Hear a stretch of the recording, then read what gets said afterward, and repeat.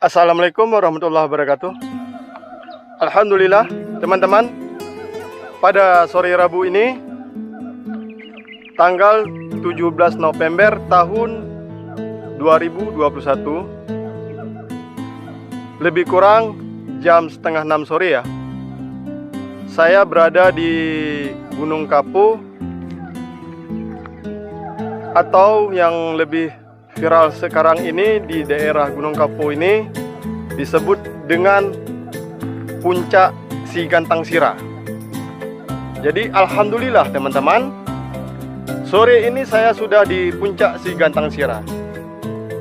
Jadi sebentar lagi insya Allah kita bakal menerbangkan drone DJI Mavic R2 ya. Kita bakal melihat keindahan yang ada di daerah lokasi Puncak Si Gantang Sira ini, tentu berada di Kecamatan Prumon Tengah, Kabupaten Aceh Selatan ya.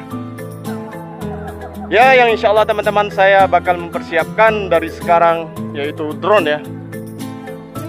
Silakan teman-teman yang suka dengan YouTube Adik Kopa Channel ini, di like dulu, di subscribe atau di subscribe, ini yang merah, yang sudah